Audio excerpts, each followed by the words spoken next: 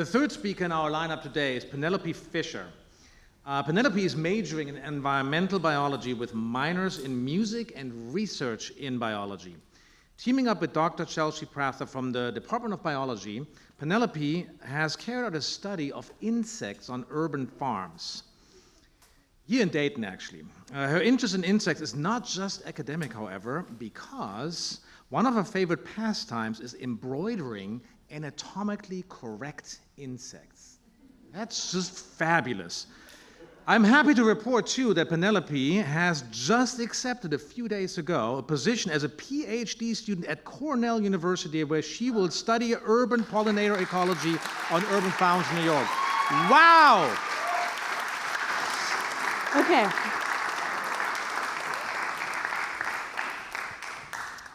All right. When you think about cities, what's the first thing that comes to mind? Maybe it's suburbs, skyscrapers, train stations.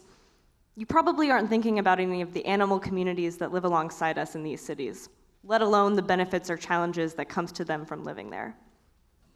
Maybe like myself, you grew up in a city. Growing up, I was privileged to have a small backyard and parents who would take me to the many metro parks across the Dayton area, and I would spend hours outside. At the time, it didn't occur to me that these green spaces were not only incredibly important for the human community in the area, but for the animal community as well. Urban areas are incredibly different from fully natural spaces, like woodlands and wetlands, but they're still incredibly important, and many animals call them home.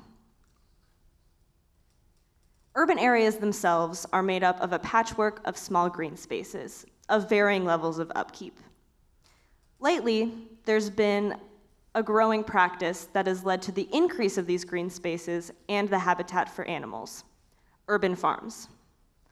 Urban farms are small-scale agricultural centers within cities that are growing in popularity mainly as a means of providing food-insecure communities with fresh produce.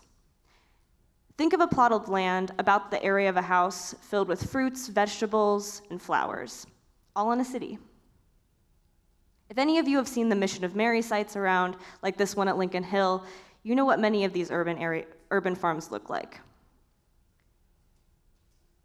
Creating urban farms is a great use of vacant space, and they bring beauty, sustainability, and nature back into the city. And we should be studying these places more, because many animals call them home.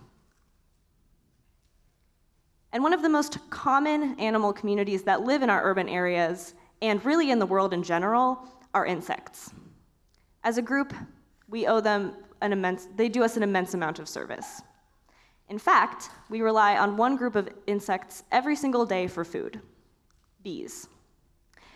Now, you've all probably seen honeybees and bumblebees in your own backyard, regardless of where you live. But what you probably aren't seeing are the over 500 species of bees that are native to our area of Ohio. Bees are an incredibly rich and diverse group of animals, and apart from pollinating our important food crops, they have a rich and varied lifestyle from how they live to how they interact to what plants they do pollinate. And in cities, these urban farms are some of the most natural spaces that bees can find.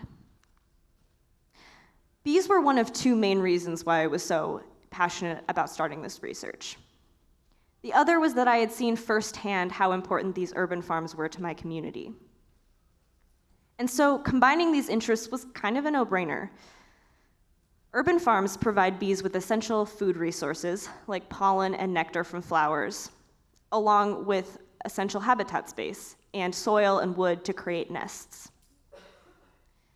Many news sites are correct in their claims that bees are decreasing in number, particularly in human-dominated landscapes like cities. But I still believe that urban areas can provide bees with essential habitat space, particularly when we look at urban agriculture. So throughout my research, I have found that urban agriculture and farms are incredibly interesting in their own way. They differ from large-scale commercial agriculture in a few key ways. They're managed very differently, and they're created on land that has usually been used for something else before. In Dayton, most of our urban farms are created on land that had been previously used for housing or industry purposes. And this past land use has led to soil contamination.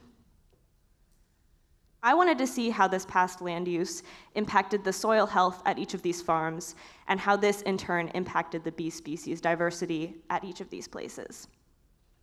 So I started my research by taking soil samples from 18 different urban farms across the Dayton area and pairing this data with a survey of the pollinators that I found there. One of the most common contaminants that we find in the soil of urban areas are heavy metals. And these are things like arsenic, lead, and zinc. And I assumed that these would be in my soils, and so tested for them.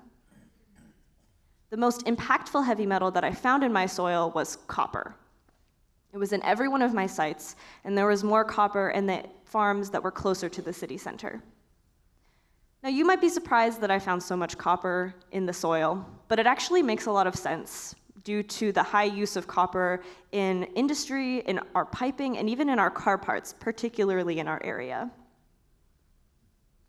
What I did not anticipate, however, was the strong link between increased copper in the soil and decreased species diversity in each of these farms. You can see this data clearly here.